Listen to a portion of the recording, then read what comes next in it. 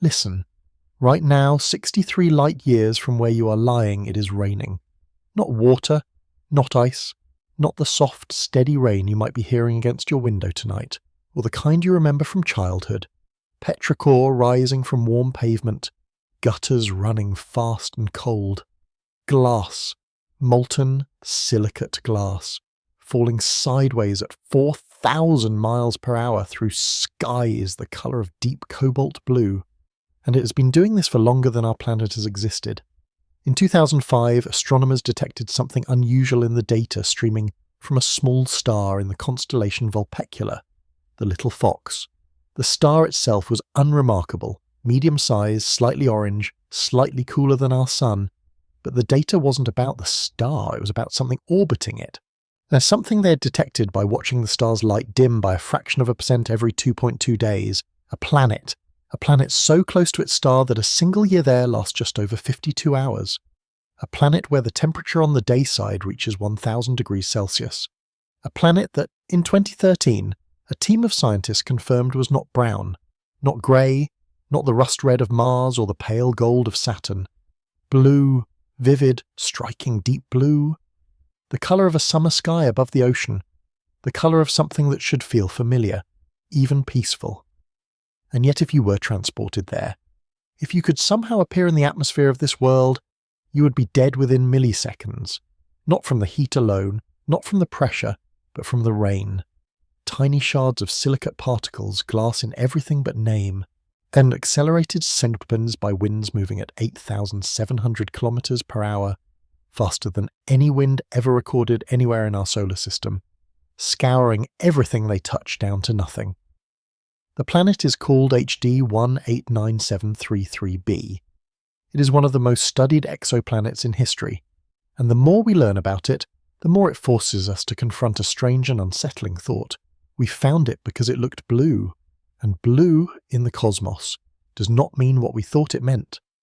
Tonight, we are going on a journey to the most hostile blue world ever discovered. We are going to understand what it is, how we found it, what it is made of, and why, of all the planets we have ever detected beyond our solar system, this one keeps scientists returning, keeps telescope rays locked onto that small orange star in Vulpecula, that keeps the questions coming long after the basic facts have been established. Because there is more to this story than glass, rain and impossible winds. There is a question buried inside the data from HD 189733b that touches something much larger, something about what it means to look for life, something about colour and what we assume when we see it. Something about the difference between a world that looks alive and a world that is trying to kill you. Stay with me tonight. Welcome to Science for Sleep, the place where the universe slows down. If you are here for the first time, I am glad you found this. Stay as long as you like, and if Science for Sleep has become part of your nights, if these journeys have kept you company in the quiet hours, a like on this video and a subscription costs you nothing and means everything. It tells the universe that slow, careful, science-rooted storytelling still has a place here. The subscribe button is just below this video. It will take you 2 seconds, and then we can go. Tonight's journey begins with a question asked in 1995, a question that changed astronomy forever and set us on a path that would eventually lead us to a blue world made of death. The question was, do other stars have planets? We assumed they did. We had assumed it for centuries, but assumption is not knowledge. And in 1995, we finally got our first solid answer. It was not what anyone expected.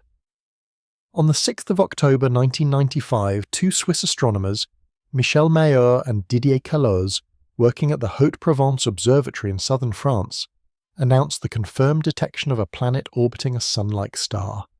The star was 51 Pegasi, and a yellow dwarf about 50 light-years away in the constellation Pegasus. The planet they found orbiting it was something no theoretical model had predicted could exist in that configuration. It was a gas giant, roughly half the mass of Jupiter. But it was not where Jupiter is. It was not in the cold outer reaches of its solar system, far from its star. It was orbiting its star at 1/20th the distance between Mercury and our Sun, a world larger than Neptune completing an orbit in just over 4 Earth days, so close to its star that its surface was being baked to temperatures above 1,200 degrees Celsius. They called it 51 Pegasi b. The scientific community called it something else, a hot Jupiter, and the discovery broke something open before 51 Pegasi b, and our models of planetary formation were built entirely on what we could see inside our own solar system.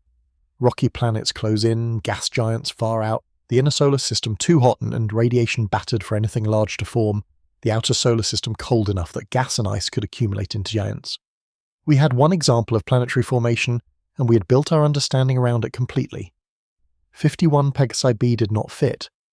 If it had formed where it was, right next to its star, the heat would have prevented any gas from condensing. The planet should not exist. And yet there it was, moving in front of its star every 4 days, pulling at its star gravitationally with enough force to create a slight, measurable wobble in the starlight. The explanation that emerged, and that has since been confirmed in dozens of systems, and is that 51 Pegasi b did not form where it orbits.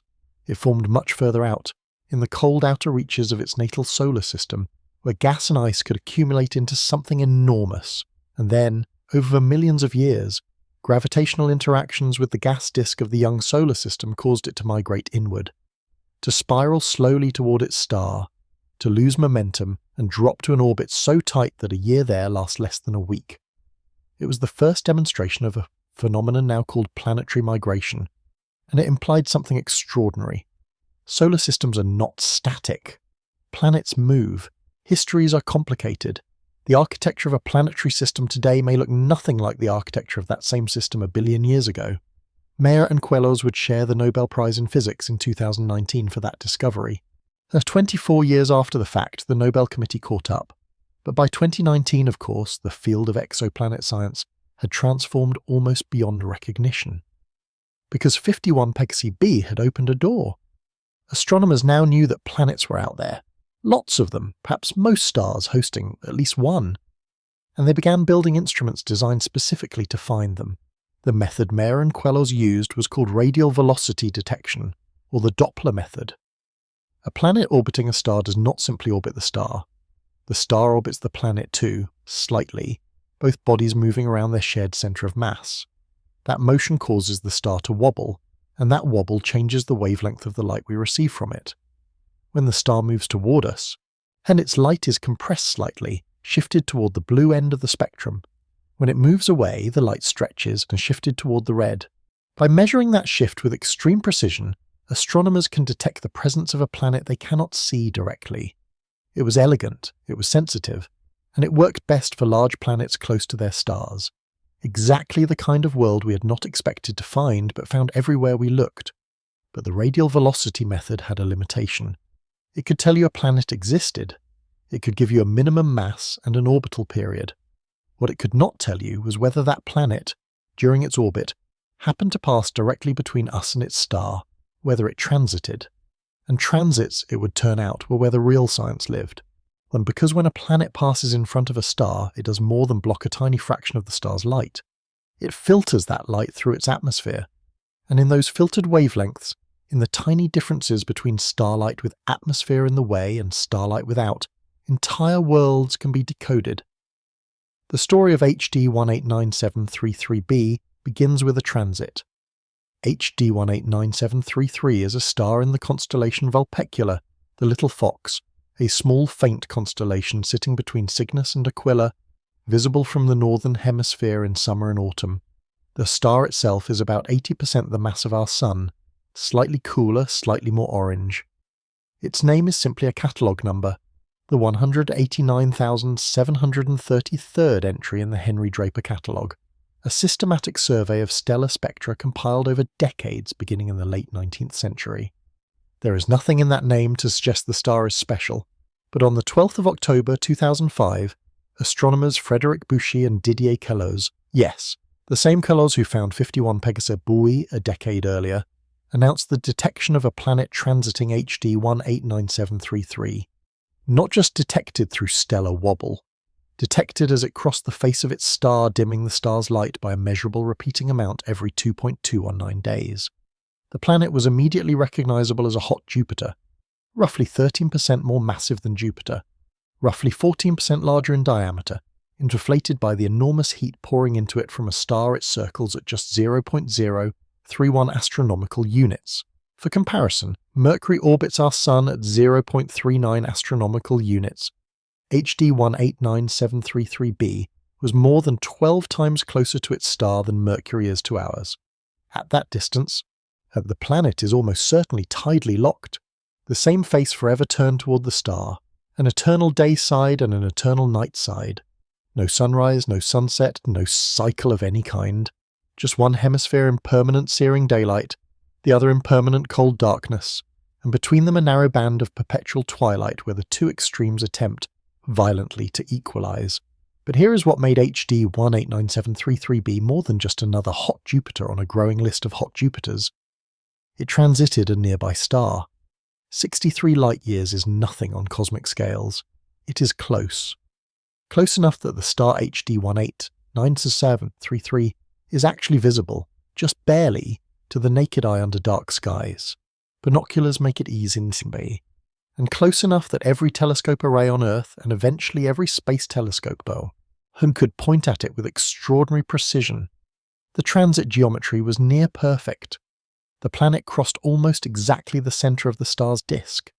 Every 2.2 days, like clockwork, it blocked light in a way that could be studied, dissected, and compared to models of what different atmospheres would do to different wavelengths.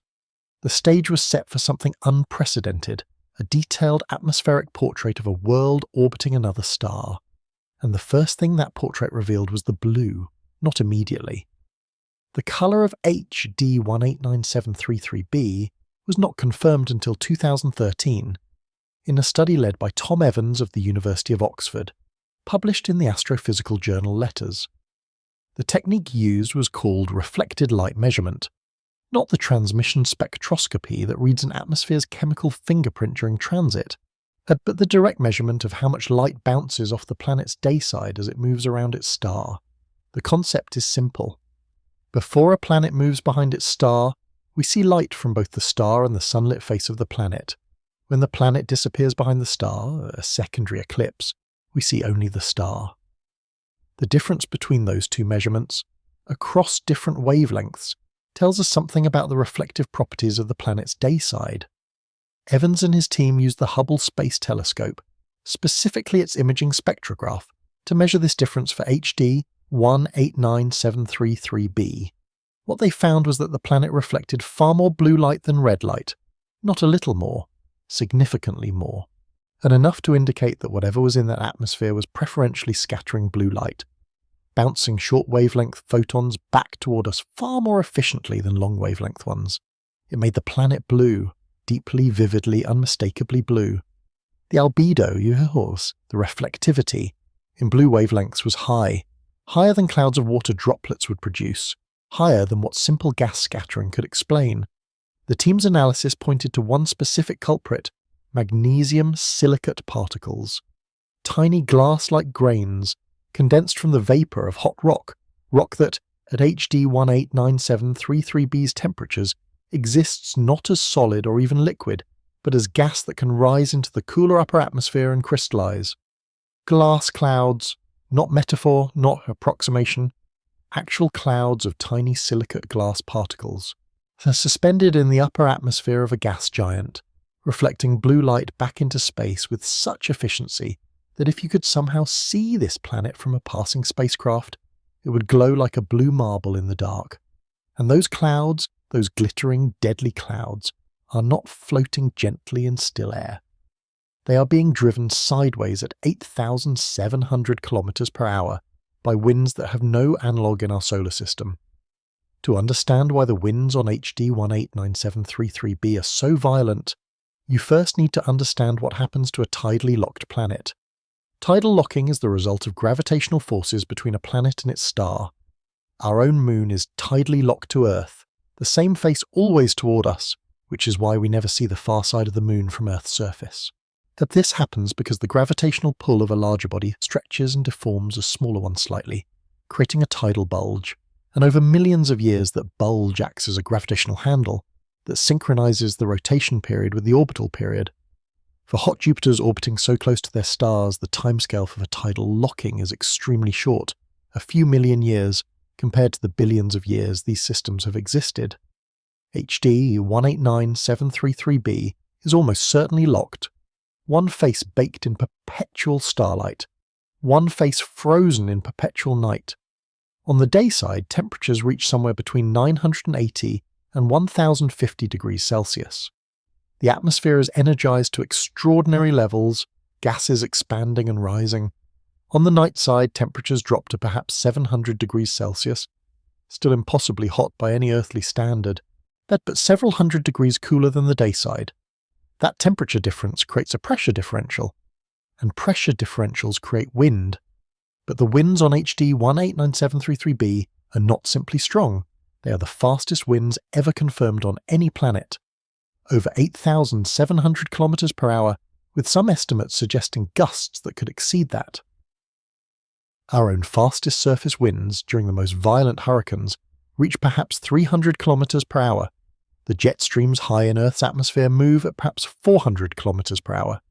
The fastest wind ever recorded on any planet in our solar system was on Neptune, about 2,100 kilometres per hour. HD 189733b more than quadruples Neptune's record.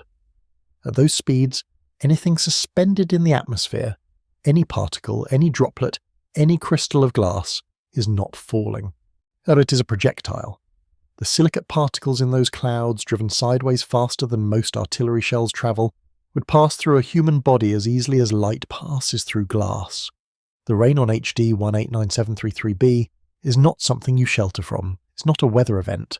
It is the ambient condition of a world that decided, billions of years ago, to be as hostile as physics allows. But here's what makes this genuinely strange. That planet is blue. The colour our atmosphere makes our sky. The colour of calm water. The colour we associate at some deep instinctive level with safety, with air and ocean and the possibility of life. The colour we might see from a distance and mistake for something friendly. Yet there is a conversation happening among exoplanet scientists right now, a conversation that HD 189733b sits at the centre of, about what colour tells us, about what we should and should not infer from the appearance of a distant world. Because if we detected HD 189733b from very far away, not 63 light-years but 600 or 6,000, we might look at the blue and think water. We might think Rayleigh scattering. We might think an atmosphere like Earth's, an ocean below, maybe something swimming in it. We would be wrong. The blue of HD 189733b has nothing to do with water. It is the blue of glass. It is the blue of silicate clouds so hot they would vaporize any water that approached them. It is the blue of a world that, by pure accident of chemistry and physics, have managed to produce a colour we associate with life while being one of the least hospitable environments we have ever confirmed. This is the lesson HD 189733b keeps trying to teach us. Colour is not a biosignature. Appearance is not evidence.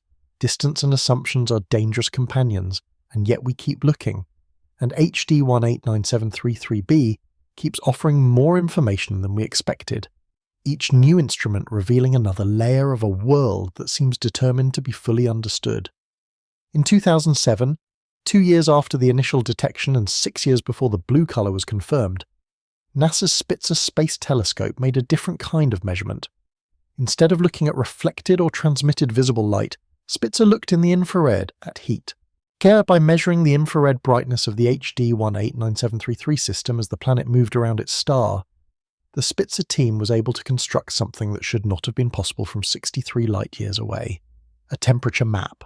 Not a temperature of a single point, not an average. A map. A picture, crude and low resolution but real, of where the hot spots and cold spots were on the face of this distant world. What they found complicated the simple picture of a tidally locked planet. You might expect that the hottest point on a tidally locked planet would be directly underneath the star, the substellar point, the place where starlight falls straight down, the equivalent of noon at the equator. But Spitzer found that the hottest point on HD 189733b was not at the substellar point. It was shifted, displaced eastward by a significant amount, perhaps as much as 30 degrees of longitude away from where simple physics would predict. The wind was doing it. Those extraordinary winds were carrying a heat from the dayside eastward before it could radiate back into space from where it was deposited. The atmosphere of HD 189733b was not just moving fast. It was redistributing energy with such efficiency that it was smearing the planet's thermal structure around the globe. The heat was being transported from the substellar point around the limb and deposited somewhere else entirely before the planet could radiate it away. This had significant implications for the nightside temperature. Rather than being a frozen inert hemisphere in permanent darkness, the nightside of HD 189733b was being continuously heated by the relentless circulation of its atmosphere. The temperature difference between day and night, while still significant, was being narrowed by the winds. The atmosphere, in a sense, was trying to equalize, to spread the warmth as evenly as it could. It was not succeeding. The day side was still hundreds of degrees hotter than the night side. But the attempt, that constant violent attempt at equilibrium, was the engine driving everything else. The clouds, the rain, the unimaginable winds. All of it was the atmosphere trying to solve an equation it could never fully solve. A star on one side, darkness on the other, and a planet trying endlessly and violently to find balance. In 2008, the first detailed atmospheric chemical analysis of HD 189733b was published. Again using Hubble, again using transmission spectroscopy. The light of the star passing through the planet's upper atmosphere carried spectral fingerprints, wavelengths absorbed by specific molecules, leaving dark lines in the spectrum that could be identified by comparing them to laboratory measurements on Earth. The team found water vapor, not liquid water, not any indication of a habitable environment. Water vapor, H2O. Molecules in the superheated upper atmosphere of a gas giant, orbiting a star too close for anything resembling liquid water to exist anywhere in the system. But water vapor nonetheless. The first confirmed detection of water in the atmosphere of an exoplanet. It was a milestone, not because it suggested life, it absolutely did not, but because it proved that transmission spectroscopy worked. That we could read the chemical composition of atmospheres 60 light years away. That the technique was sensitive enough to find molecules that were present in small quantities. Molecules that mattered enormously for understanding the physics and chemistry of these alien skies.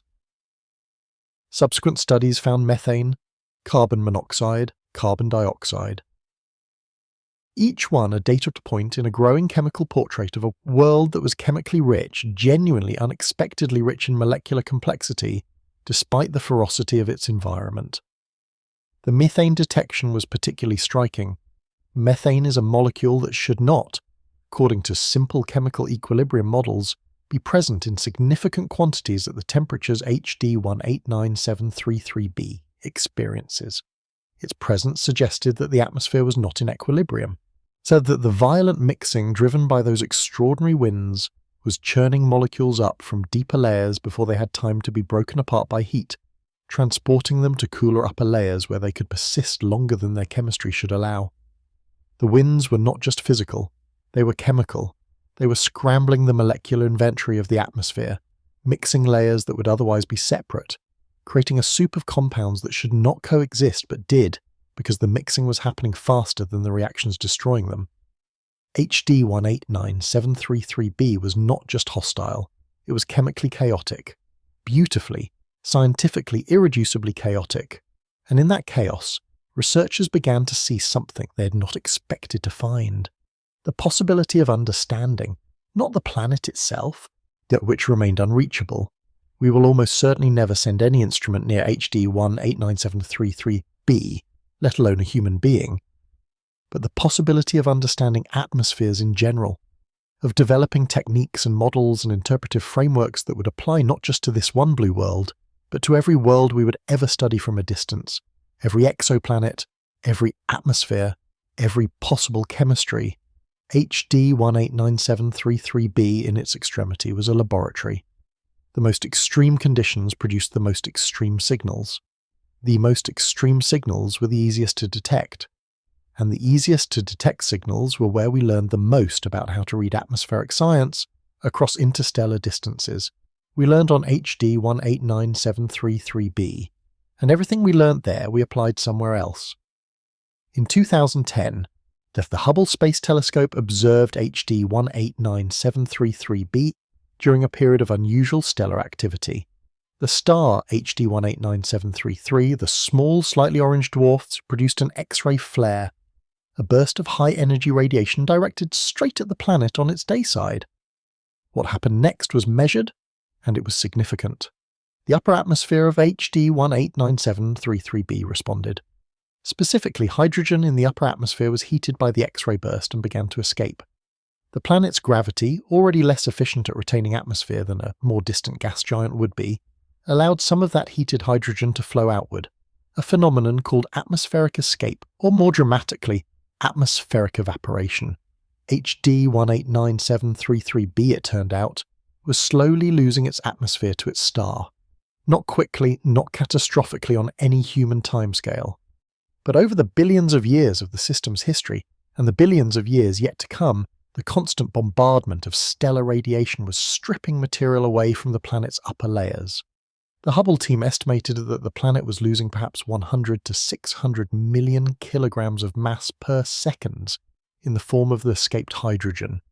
That sounds enormous, and in absolute terms, it is. But HD 189733b has the mass of 1.13 Jupiters behind it, a mass so staggering that even at those rates of loss, it would take an almost incomprehensible length of time to significantly deplete the planet. The planet is in no immediate danger of being stripped to a barren rock, but some hot Jupiters are. The phenomenon of atmospheric escape is now understood to be one of the dominant forces shaping the distribution of exoplanets we observe. Close-in planets lose mass. Over long periods, some lose enough mass to be transformed from gas giants into something else entirely. Smaller, denser planets with thin or absent atmospheres, or what are now called sub-Neptunes and super-Earths. The sculpting of planetary populations by stellar radiation over billions of years may explain some of the gaps and patterns in the distribution of exoplanet sizes and orbits that the Kepler Space Telescope discovered. HD 189733b is showing us this process in action. Right now, 63 light-years away. The light carrying the signature of that escaping hydrogen left the star over 6 decades ago. What we are seeing is not happening now. It happened in the 1960s when people on Earth were listening to the Beatles and watching the first moon missions prepare. The hydrogen that escaped then has long since been swept away by the stellar wind. But the process continues. It has been continuing for billions of years, and it will continue for billions more. In 2013, the year the blue colour was confirmed, another team made a different kind of announcement about HD 189733b. They had measured its wind speed directly, not inferred it from the temperature maps, not modelled it from the circulation simulations, measured it, using a technique involving Doppler shifts in the planet's transmission spectrum, the slight blue shift of certain atmospheric absorption lines caused by the motion of the atmosphere itself moving toward the observer. The measurement confirmed winds of approximately 8,700 kilometres per hour, 5,400 miles per hour, the number that sits in tonight's title. The fastest winds ever confirmed on any planet. The team was led by Tom Loudon and Peter Wheatley at the University of Warwick, and their paper was published in the astrophysical journal Letters. The technique they used was elegant. By measuring the transmission spectrum separately for the leading and trailing edges of the planet as it transited the star, they could see that the trailing edge, the side of the atmosphere moving toward Earth as the planet orbited, showed a blue shift, while the leading edge showed a red shift. The difference between those two shifts gave them the wind speed directly. It was like hearing the sound of something moving impossibly fast from 63 light-years away, and the sound, translated into numbers, was 8,700 kilometers per hour. To put that in context, not because comparisons make it smaller, but because scale is something we can only understand through comparison, the fastest passenger aircraft ever built, the Concorde, flew at about 2,180 kilometers per hour. A hypersonic missile moves at roughly 12,000 kilometers per hour in optimal conditions. The winds on HD 189733b fall between those two extremes. They are not quite missile fast. They are considerably faster than anything a human has ever travelled inside of, and they are the planet's average condition, not a storm, not an anomaly. The permanent steady-state atmospheric circulation of a world where those winds are simply what winds are. The silicate particles suspended in those winds, the glass, are not being accelerated to 8,700 kilometers per hour from rest. They are born into a medium already moving at that speed. They condense from silicate vapor to nucleate into tiny grains and are immediately caught up in the planetary jet stream, swept around the planet, and eventually driven into regions where the temperature or pressure causes them to fall downward, if you can call any direction downward in a gas giant's deep atmosphere, before re-evaporating in the heat below, rising again, recondensing, and beginning the cycle anew. Rain. But not like any rain you have ever stood in. Rain that moves Chiaweit is at the speed of a hypersonic missile that falls for a few kilometers before evaporating in the heat below the cloud layer, that reforms higher up and falls again, endlessly cycling through the thermodynamic machinery of a world that cannot cool itself, cannot settle, cannot stop. If you want to understand what HD 189733b looks like, and we have never seen it directly, and only inferred it through spectra and models, the best approximation involves several layers. At the very top of the atmosphere, above the cloud layer, the sky would be dark, not black, but the deep blue-black of extreme altitude. You're above most of the atmosphere here. The star is visible as a blindingly bright disk, enormously larger than our sun appears from Earth because you are so much closer to it. The star fills perhaps 30 times the angular area of our sun in our sky. Below, descending through altitude, you reach the cloud layer. This is where the glass lives. Not a thin cirrus veil, but a thick, turbulent, opaque deck of silicate cloud. Blue, shockingly blue. The colour not of a clear sky, but of deep water.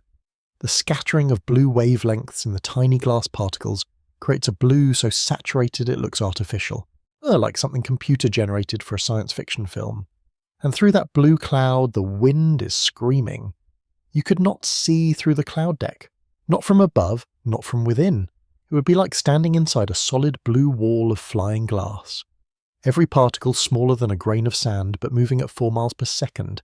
You would have approximately 0 milliseconds of awareness before being reduced to something less coherent than a mist. Below the clouds, the atmosphere grows hotter and denser. The glass particles evaporate.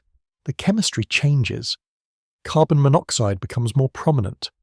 Water vapor exists here, in that hot, pressurized, dense lower atmosphere, not as a liquid, not as ice, but as a gas molecule among gas molecules, contributing to the complex chemistry of a world that is entirely made of extremes. As deeper still, the pressure becomes extreme enough that what we normally call gas begins to behave like something else. At sufficient pressures, hydrogen, which makes up the bulk of a gas giant's mass, transitions into a metallic state. It begins to conduct electricity. It begins to behave less like a gas and more like a liquid metal. Some models suggest that this metallic hydrogen layer, swirling and conducting and generating magnetic fields, extends through much of HD 189733b's interior. Whether HD 189733b has a solid core, a rocky or icy center inherited from its formation far out in the solar system, is unknown. The internal structure of exoplanets, even well-studied ones, remains beyond our direct measurement capability. We can weigh them, measure their sizes, and infer their bulk densities. At HD 189733b's density, approximately 0.96 grams per cubic centimetre, slightly less than water, tells us it is predominantly gas and liquid, consistent with a gas giant inflated by stellar heating. But the deep interior remains dark to us. The magnetic field is another unknown. Jupiter has an extraordinarily powerful magnetic field generated by the metallic hydrogen currents in its deep interior. That field traps charged particles in a radiation belt that would deliver lethal doses to any unprotected human within hours. HD 189733b, if it has a similar metallic hydrogen interior, may have a magnetic field, but the star's field and the stellar wind would complicate any planetary magnetic structure enormously. At such close range, the interaction between stellar and planetary magnetic fields would be violent, complex, and probably responsible for some of the X-ray flare activity that Hubble observed in 2010. We don't know, and that is one of the things that keeps drawing scientists back to HD 189733b. Not just the known extremes, but the unknown depths. The planet is close enough, bright enough, and and transit geometrically favourable enough that it continues to yield data with every new generation of instruments. The James Webb Space Telescope, which achieved full scientific operations in 2022, observed HD 189733b in 2023 as part of its early science program. The results, published in a 2023 paper in Nature, represented the most detailed atmospheric spectrum of any exoplanet ever obtained. Webb confirmed water vapour, confirmed carbon dioxide. They found strong evidence for sulfur dioxide, a molecule that was unexpected and whose presence requires a photochemical explanation, suggesting that ultraviolet light from the star is driving chemical reactions in the upper atmosphere. The presence of sulfur dioxide implies a kind of photochemistry, a chemistry driven by light rather than heat, operating in the upper layers of a world that was already known to be chemically complex. But perhaps most striking in the Webb results was what they confirmed about the silicate clouds. Previous instruments had detected the signature of the glass clouds indirectly through their effect on the planet's spectrum and albedo. Webb saw that signature clearly. The presence of small silicate particles in the cloud layer was confirmed with higher confidence than any previous measurement. The glass clouds of HD 189733b were not a hypothesis anymore, they were an observation. And with the Webb data, models of the cloud structure became more precise. The particles appear to be small, on the order of micrometers, the size of fine smoke particles, and composed primarily of magnesium silicate and iron silicate minerals, forsterite and stegtite, minerals familiar to geologists as components of Earth's mantle, appearing in a completely different context. As cloud condensates in the upper atmosphere of a gas giant, 63 light-years away. The universe has a tendency to use the same materials in unexpected configurations. The same silicon and oxygen that make up the rock beneath your feet also make up the clouds of HD 189733b. They are just much, much hotter, and they are falling sequence at 5,400 miles per hour. There is a broader story in HD 189733b that becomes visible when you step back and look at exoplanet science as a whole. When Mayer and Kellos found 51 Pegasi b in 1995, we went from knowing of one planetary system to knowing of two. Over the next decade, ground-based radial velocity surveys found dozens more hot Jupiters. We found them because they were the easiest to find, large, close, making the biggest possible effect on their star's light. But the Kepler Space Telescope, launched in 2009 and operational until the 2018, changed everything again. Kepler stared at a single patch of sky, about 150,000 stars, and watched for transits continuously for 9 years. It found thousands of planets, not dozens, thousands, and what it found fundamentally reshuffled our picture of what planets are. Hot Jupiters, it turned out, are actually quite rare. Only about 1% of Sun-like stars have hot Jupiters. This most common type of planet by far appears to be something that doesn't exist in our solar system at all. Planets intermediate between Earth and Neptune in size, with radii between about 1.5 and 3.5 times Earth's radius, orbiting at periods of days to a few months. Super-Earths, sub-Neptunes. The dominant planetary type in the galaxy, apparently, and completely absent from our own solar system. Why? We don't fully know. Perhaps our solar system's particular history, the arrangement of Jupiter and Saturn, the timing of the solar system's formation, some early instability that cleared the inner solar system of intermediate-mass planets, conspired to produce an unusual architecture. Perhaps we are, in some sense, atypical. Perhaps that the universe is full of super-Earths and our neighbourhood just happened not to make any. Or perhaps the more exciting answer, perhaps super-Earths are a natural end state for processes like the atmospheric evaporation that E189733b is currently undergoing. Perhaps hot Jupiters that form at certain masses, close enough to their stars, lose enough atmosphere over billions of years to shrink down to the size of super-Earths. Perhaps the hot Jupiters are becoming something else. The answer is probably not so simple, but the question is one of the great open problems of planetary science. And HD 189733b is one data point, one extreme well-studied data point, in the attempt to answer it. It is not alone, of course. Since its discovery, hundreds of transiting hot Jupiters have been found, WASP-12b, at which is being torn apart by tidal forces as it spirals ever closer to its star.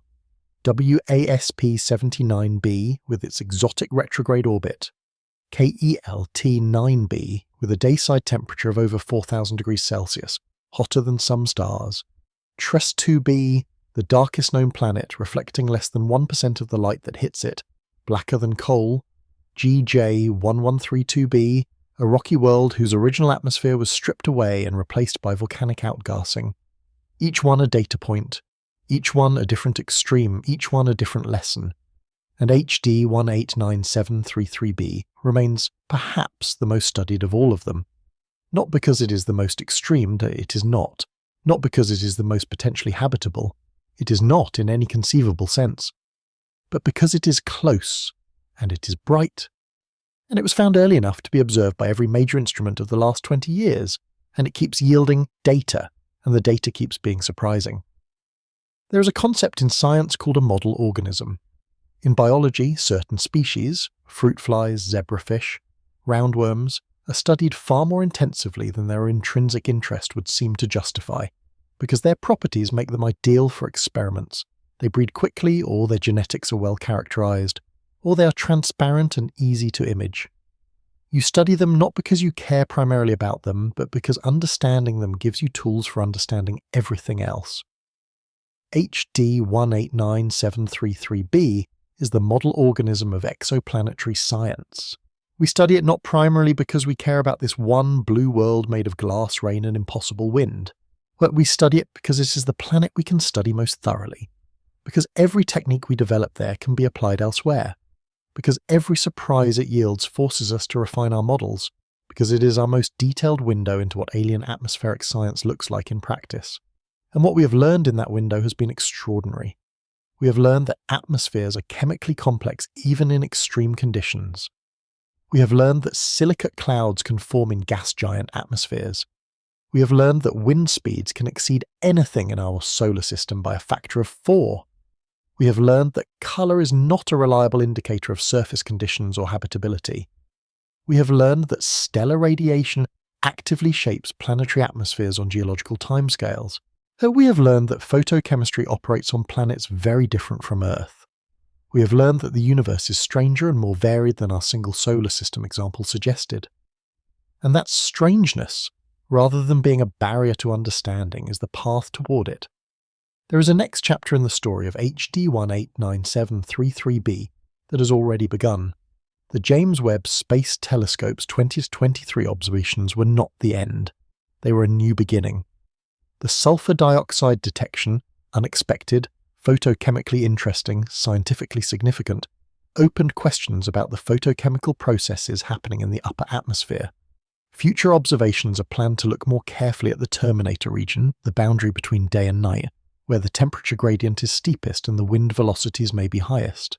The ground-based high-resolution spectrographs have also been turned on the system.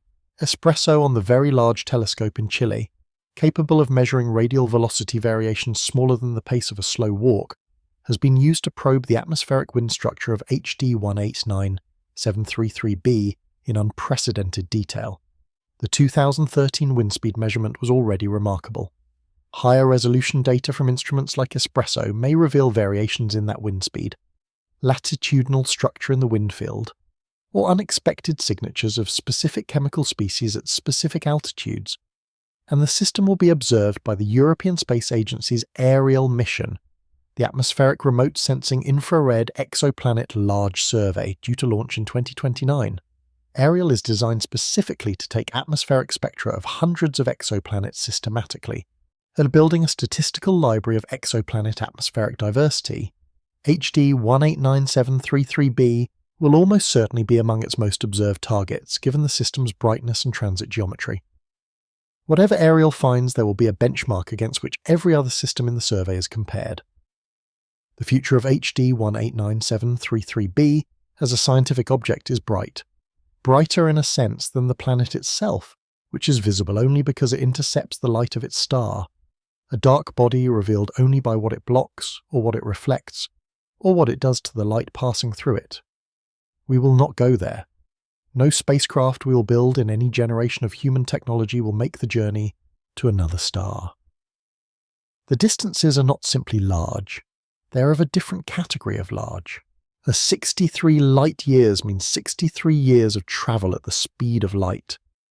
Our fastest spacecraft, the Voyager probes launched in 1977, are moving at roughly 17 kilometres per second.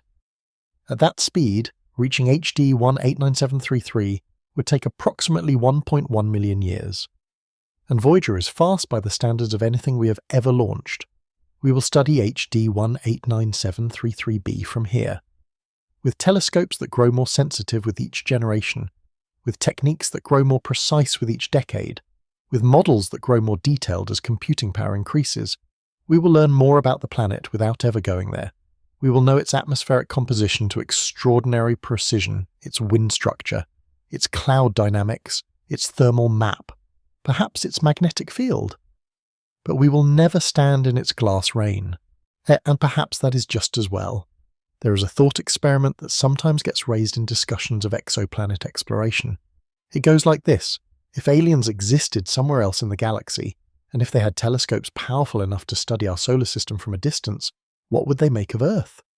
They would see a blue world, blue from the water covering 71% of its surface, blue from the Rayleigh scattering of its nitrogen-oxygen atmosphere. Blue in a way that to anyone familiar with exoplanetary science would immediately suggest ocean, oxygen atmosphere, complex chemistry, potentially life, and they would be right. Now reverse the scenario. We look at HD 189733b. We see blue. Our instinct, if we are not careful, says ocean, oxygen, life, but the blue of HD 189733b is not that blue. And it is the blue of glass clouds at 1,000 degrees Celsius. It is the blue of silica particles blasted sideways at 8,700 kilometers per hour. It's a blue that was created by a completely different physical process. Light scattering in tiny solid particles rather than in molecular gas, that just happens to produce a colour we associate with one of the most life-friendly environments we know. This is the lesson that HD 189733b teaches most powerfully, and it is a lesson that matters enormously as we move toward the era of direct imaging of Earth-like exoplanets, which James Webb is beginning, and which future missions like the Habitable Worlds Observatory are being designed to do at scale. We cannot use colour alone, we cannot use a single indicator alone. We need spectra, we need chemical fingerprints. But we need the simultaneous presence of water, oxygen, methane, the right temperatures, the right stellar environment. We need multiple lines of evidence pointing in the same direction before we can make any claim about habitability. HD 189733b would have fooled us once.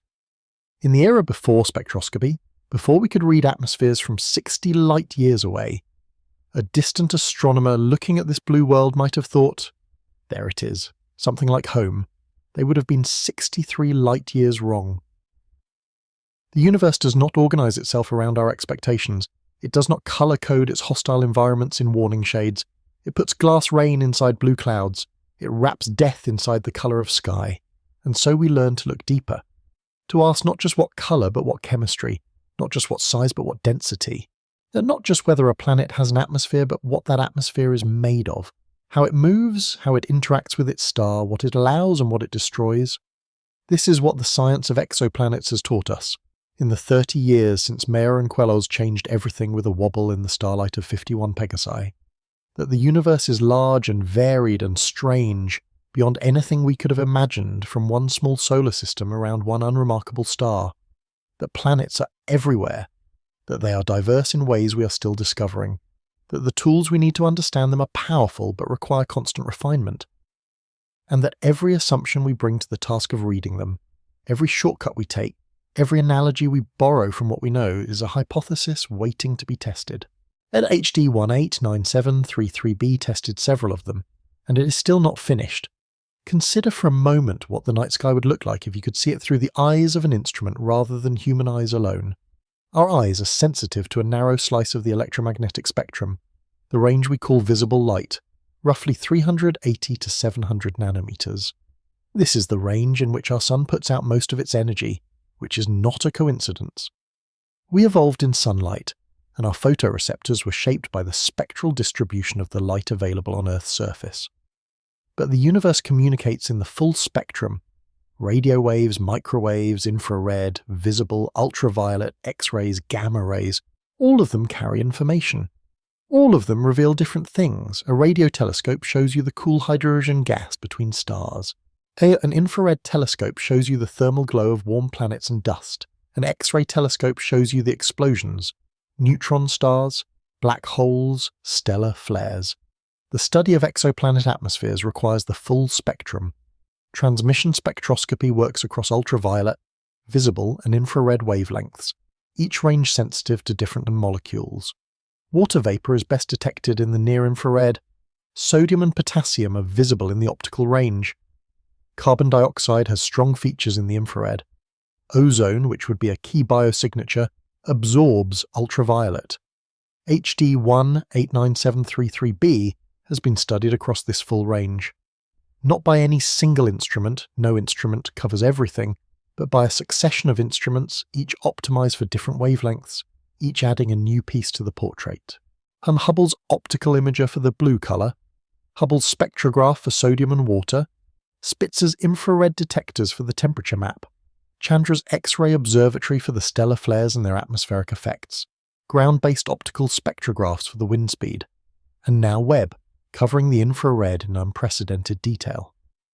Each wavelength range revealed something different. Each new observation added a layer. The portrait is now the most detailed picture of any exoplanet we have, not because HD 189733b is special in any fundamental way, but because it is close and bright and geometrically perfect for transit science, and because astronomers have been patient and persistent in pointing instrument after instrument at it for nearly 2 decades. This persistence is worth appreciating. Science is often presented as a series of breakthroughs, moments of discovery, eureka moments, papers that change everything overnight, and those moments exist, but they are the peaks of a process that is mostly made of patience, mostly made of data reduction and instrument calibration and proposal writing and peer review, and the slow, steady accumulation of measurements that individually seem modest but collectively constitute a transformation in understanding. The 2013 blue colour confirmation was a breakthrough, but it was built on 3 years of planning, months of observing time competed for against hundreds of other proposals, days of data reduction, weeks of analysis, and months of writing and review. The 2007 temperature map was a breakthrough, but it required Spitzer to stare at the system continuously for 33 hours, then collecting photons one by one, building up a statistical picture from what is, on any individual second's timescale, noise. Science is accumulation, it is patience rewarded. It is the universe slowly yielding its secrets to people who keep asking the same question from slightly different angles. And the secrets of HD 189733b are not exhausted. There are questions about the deep interior that no current instrument can answer, questions about the magnetic field, questions about the composition of the deepest cloud layers, where temperatures and pressures may allow other mineral species to condense, iron, calcium silicates, aluminium oxide, creating a stratified series of cloud decks extending deep into the atmosphere, each at its own altitude, each composed of different materials, and each contributing differently to the planet's spectra and reflectivity. There are questions about variability. Does the planet's atmosphere change over time? Do the cloud properties shift as the star's activity cycle waxes and wanes? Our own Sun has an 11-year activity cycle. K-type stars have activity cycles too. If HD 189733's activity varies cyclically, it may deliver more or less ultraviolet radiation to the planet over years and decades, potentially affecting the photochemistry in the upper atmosphere, the sulfur dioxide production, the methane abundance, in measurable ways. Observations spaced years apart could reveal these variations, if they exist. No one has looked for them systematically. The dataset is not yet long enough, but in another decade or two with continued observations the question could be answered. Thus there are also deeper questions about what HD 189733b's existence tells us about the architecture of its solar system. We have found the planet. We know its mass, its size, its orbit. But what else is in the HD 189733 system? Are there other planets? Smaller ones, further out, that we haven't detected yet because they are too small to produce a detectable radial velocity signal and don't happen to transit. The system has been searched, but the sensitivity of those searches has limits. A rocky planet in the outer system with an orbital period of years rather than days would produce a tiny, slow wobble that would require decades of observations to confidently detect. We know about one world. There may be others, quiet and dark and undetected, orbiting in the shadow of that small orange star we cannot know yet. The universe is patient about revealing itself. It waits until our instruments are good enough, our techniques refined enough, our patience long enough, and then it gives us another piece. The story of how we came to understand the scale of the universe is also, indirectly, the story of how we came to study exoplanets.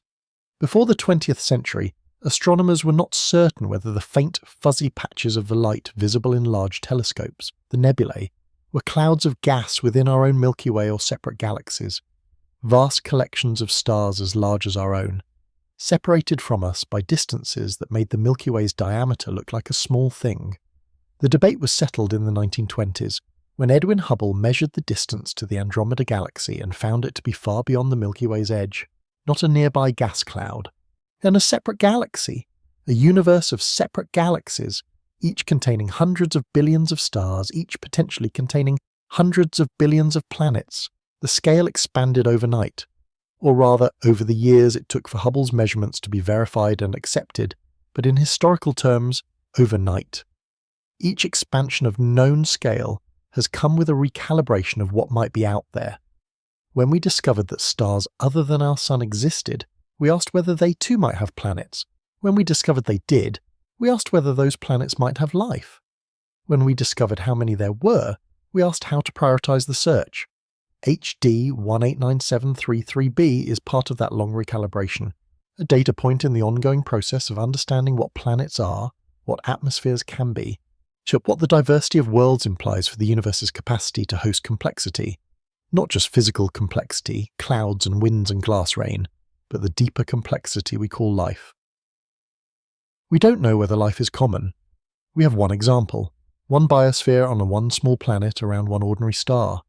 A sample size of 1 is the worst possible basis for a statistical inference, but it is what we have, and we study it, and we study every other world we can reach, and we try to understand what conditions are required and what conditions are merely common, and we try to distinguish between the two. HD 189733b has conditions that are neither required nor common for life.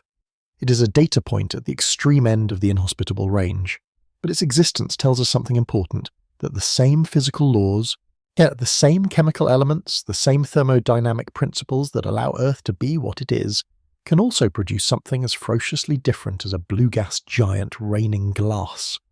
The range of possibilities is large. The universe is not optimized for life. It is optimized for nothing. It just is, and it allows whatever the laws of physics permit, and what the laws of physics permit turns out to be staggering in its variety. That variety is why we keep looking. Not because we expect every world to be friendly, not because we believe life is everywhere waiting to be found, but because the range of what is out there, of what an atmosphere can be, of what a sky can look like, of what rain can mean on a different world, is so extraordinary that exploring it is in itself worth doing, worth the patience, worth the instruments, worth the proposals and the peer review and the careful interpretation of faint signals from 60 light years away. Worth perhaps staying up a little later than you intended to follow the thread of a blue world story to its end. There is something that gets lost when we talk about exoplanets primarily in terms of numbers, wind speed in kilometres per hour, temperature in degrees Celsius, atmospheric pressure in bars. The numbers are real and they matter, but they can flatten the strangeness into something that feels merely technical, something that can be filed away in a spreadsheet and moved past. So let us spend a moment not with the numbers, but with the reality they represent. HD 189733b is a gas giant. Its bulk is hydrogen and helium, the two lightest, most abundant elements in the universe, and the same elements that make up the Sun, the same elements that make up nearly everything. 99% of the universe's ordinary matter is hydrogen and helium. We are the exception. The rocky planets, the silicate mantles and iron cores, the carbon-based chemistry that makes biology possible, all of that represents the remaining 1%. The trace elements, the impurities in a universe made almost entirely of the two simplest atoms.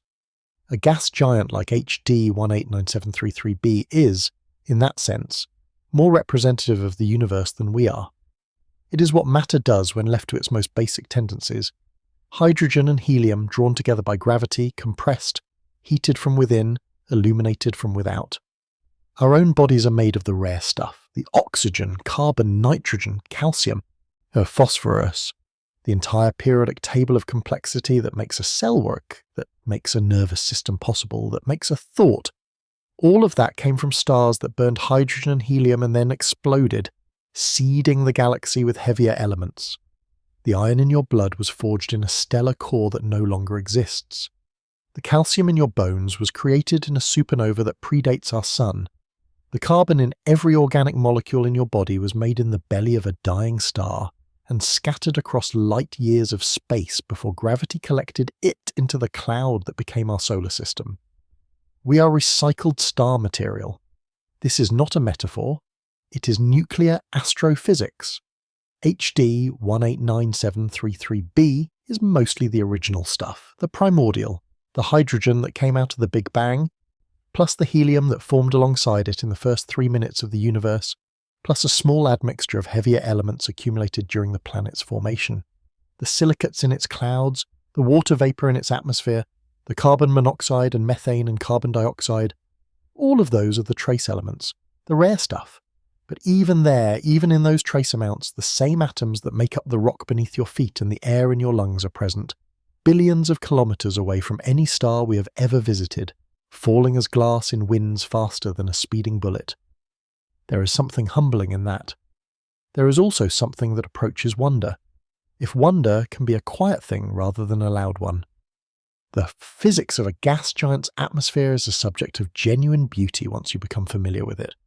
Beautiful in the mathematical sense, in the sense of a system where simple physical laws interact to produce irreducibly complex behaviour. Take the question of HD 189733b's cloud cycle in full detail. A particle of forsterite, magnesium silicate, one of the most common minerals in the universe, is forming somewhere in the upper atmosphere right now, or rather, something equivalent to now, adjusted for 63 years of light travel time. It condensed from silicate vapour in the cooling upper layers of the dayside atmosphere, nucleated on an existing particle, and grew to a size of perhaps 2 micrometers, smaller than a human red blood cell, transparent, smooth, catching the blue end of the starlight and bouncing it back towards space. It's caught immediately by the jet stream.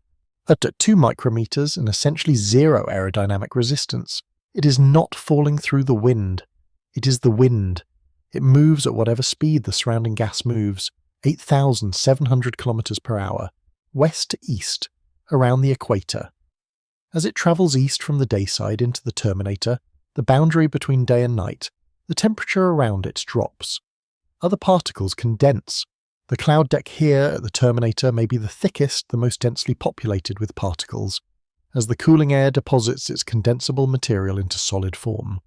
Continuing east into the night side, the temperature drops further.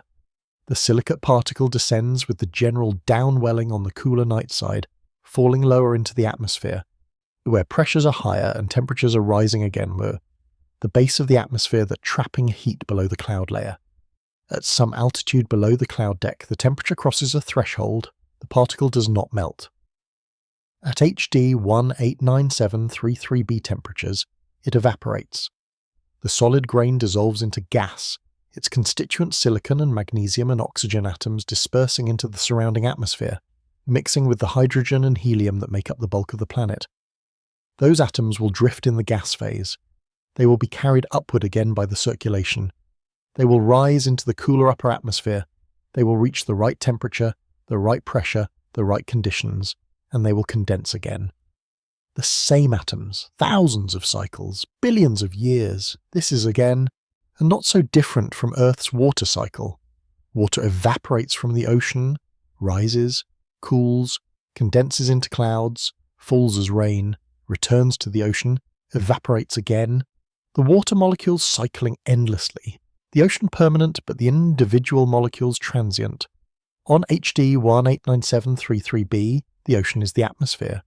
The water is silicate vapour, the rain is glass, and the scale is a gas giant rather than an ocean basin. But the physics is the same. This is one of the things that makes planetary science, at its best, a deeply humbling discipline.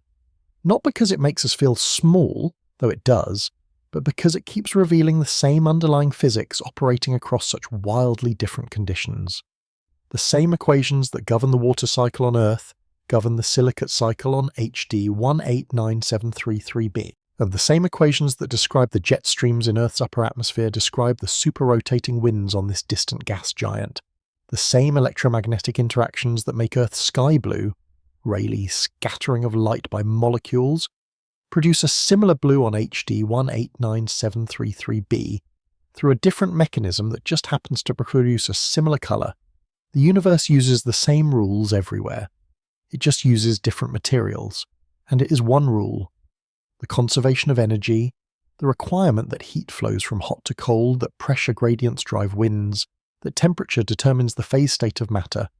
That is ultimately responsible for both the glass rain on HD 189733b and the water rain falling perhaps outside your window tonight. The same rule, different worlds, different outcomes, different stories. And it is still not finished. There is one more thing about this planet that deserves to be spoken of quietly, in the way that certain things are better understood in the dark at the end of a long journey, when the noise of the day has settled into something you can finally hear through. It is this: HD 189733b has been where it is for approximately 5.5 billion years. The star it orbits is about 6 billion years old, slightly older than our Sun. The planet formed, by current models, about 5.5 billion years ago in the outer, colder regions of its natal system, where gas and ice could accumulate. It then migrated inward, over perhaps tens or hundreds of millions of years, spiralling toward its star until it settled into the 2.2-day orbit it now occupies. 5.5 billion years of glass rain.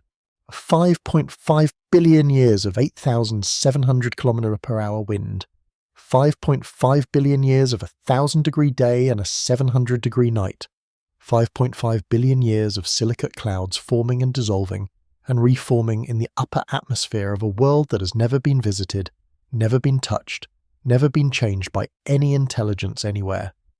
In those 5.5 billion years, on a small rocky planet 63 light-years away, single-celled life evolved, then multicellular life, then animals with nervous systems, then creatures that walked upright, then creatures that could look up and wonder, then creatures that built telescopes, then creatures who pointed those telescopes at a small orange star in the constellation Vulpecula and saw the tiny dip in its light every 2.2 days that told them something is there in those 5.5 billion years. The glass of HD 189733b has fallen and evaporated and reformed and fallen again over and over in the dark without anyone watching. Until now. Now we are watching, and it is extraordinary what watching can do. Where are you listening from tonight? I find myself wondering every time I make one of these journeys what the sky looks like from where you are, whether it is clear, whether if you stepped outside right now and let your eyes adjust to the dark, you might find the sky full of stars, each one the nearest thing to a distant sun, each one potentially a system, each one potentially hosting worlds we have not yet named. HD 189733b orbits a star that you can actually see, not easily, not without effort. But under dark skies with binoculars, HD 189733 is reachable. It sits in the constellation Vulpecula, a small, a faint constellation between the more prominent Cygnus and Aquila. Look first for Cygnus, the swan, with its bright star Deneb marking the tail. The cross of Cygnus is unmistakable. Then look south of Deneb toward the bright star Altair in Aquila. The space between those two stars contains Vulpecula. In the centre of that dim grouping of faint stars, somewhere in the vicinity of the 19th hour of right ascension and 22 degrees of declination, there it is, HD 189733. Not visible to the naked eye under typical skies, but catchable with binoculars under good conditions. That faint point of orange-tinged light. That small sun 63 light-years away. The light leaving it tonight will arrive on Earth in the year 2089. People alive today will still be alive in 2089. Some of them, as children tonight, that will look up at a sky they don't yet know and see that same faint point of light, not knowing what orbits it, not knowing what we know. The light you might see tonight, if you look, that light left HD 189733 around 1963. John F. Kennedy was still alive. The Beatles had just released their first album. Neil Armstrong had not yet walked on the moon. That ancient, already aged light has been travelling toward you for over 60 years, carrying in it the faint, diluted signal of a blue world made of glass and wind and impossible fire. And if you look, you are receiving it. That has always seemed to me like one of the most quietly astonishing things about astronomy, that by simply looking, by simply opening your eyes in the dark, you are receiving messages, not metaphorical messages, actual photons, actual physical things, that have crossed distances so large that they require us to redefine large, that have been travelling since before you were born, that carry in them the state of a system 63 light years away as it was in 1963. You are a detector. Every human eye that has ever looked at a star is a detector. The most ancient form of astronomy, done by people who had no idea they were doing science, who just looked up because looking up felt important, felt necessary, felt like it was answering something even when no question had been articulated. HD 189733b was there when they looked up, invisible to them, undetected, unknown, raining glass in the dark, 5.5 billion years into its vigil. It is still there tonight. The glass is still falling sideways at 5,400 miles per hour. The winds are still screaming at 8,700 kilometres per hour, and the clouds are still glittering blue. The star is still baking one hemisphere and leaving the other in permanent night. And here, 63 light years away, you are lying in the dark, in a room at some comfortable temperature, breathing air that is neither too hot nor too cold, on a planet that has, against all odds, arranged itself into a configuration where a certain kind of fragile chemistry can persist long enough to wonder about blue worlds orbiting distant stars. You are, in every sense of the phrase, in the right place at the right time. HD 189733b is not. It never was, and it never will be. But it exists, and it is real. And the fact that we found it, that we measured its wind speed and mapped its temperature and confirmed its colour and read its chemistry from 63 light years away, using instruments made of metal and glass and careful mathematics, that is something no glass rain can diminish. We looked up, we found a blue world. We learned what it actually was, and now you know. Let the wind on HD 189733b carry that fact around the planet tonight at 8,700 kilometres per hour, past the glass clouds and the screaming sky and the 1,000-degree horizon. Let it circle the world while you are still. Let the universe be as large and as strange and as violent as it needs to be. You are somewhere gentle tonight. Rest in that. The glass will keep falling whether anyone watches or not. But someone is watching tonight. You are. And as for whatever it is worth across 63 light years of darkness, that matters. Sleep well. The blue world is still there, and so are you. There is something that gets lost when we talk about exoplanets primarily in terms of numbers. Wind speed in kilometres per hour, temperature in degrees Celsius, atmospheric pressure in bars. The numbers are real and they matter, but they can flatten the strangeness into something that feels merely technical, something that can be filed away in a spreadsheet and moved past.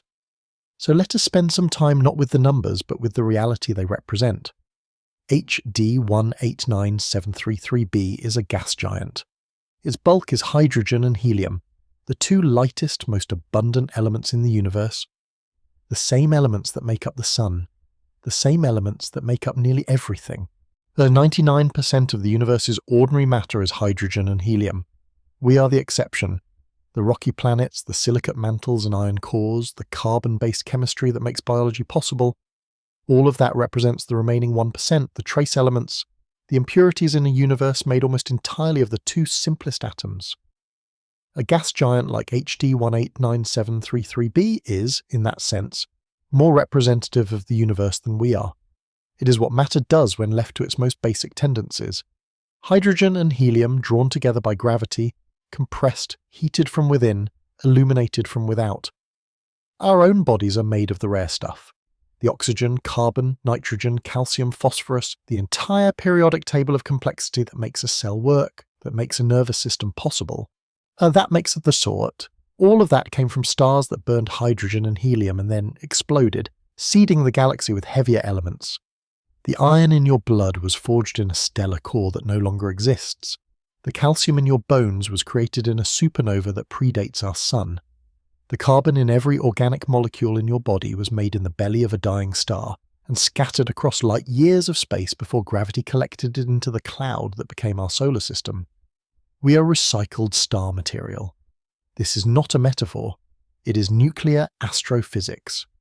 HD 189733b is mostly the original stuff, the primordial, the hydrogen that came out of the Big Bang, plus the helium that formed alongside it in the first 3 minutes of the universe. There plus a small admixture of heavier elements accumulated during the planet's formation, the silicates in its clouds, the water vapour in its atmosphere, the carbon monoxide and methane and carbon dioxide, all of those are the trace elements, the rare stuff. But even there, even in those trace amounts, the same atoms that make up the rock beneath your feet and the air in your lungs are present, billions of kilometres away from any star we have ever visited, falling as glass in winds faster than a speeding bullet. There is something humbling in that. There is also something that approaches wonder, if wonder can be a quiet thing rather than a loud one. The physics of a gas giant's atmosphere is a subject of genuine beauty once you become familiar with it. Not beautiful in the aesthetic sense, though the actual appearance of places like Jupiter's cloud bands seen close up by the Juno spacecraft is genuinely visually extraordinary. Beautiful in the mathematical sense, in the sense of a system where simple physical laws interact to produce irreducibly complex behaviour. Take the question of HD 189733b's circulation. The planet is tidally locked. One side faces the star, one side faces away.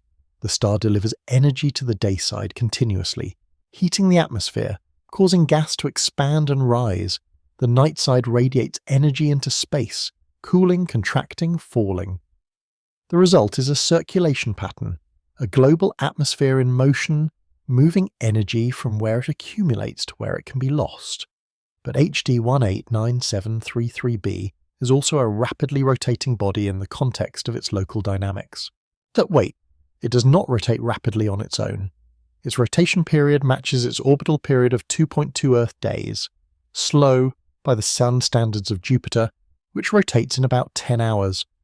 But the atmospheric circulation on HD 189733b is not driven by the planet's rotation in the way Jupiter's famous band structure is. It is driven primarily by the day-night temperature gradient, and that gradient is enormous, hundreds of degrees Celsius. The result is a circulation regime unlike anything in our solar system. On Jupiter, the rapid rotation creates the conditions for the banded structure we see, alternating eastward and westward jet streams, each roughly parallel to the equator, each driven by the combined effects of rotation and convection on HD 189733b.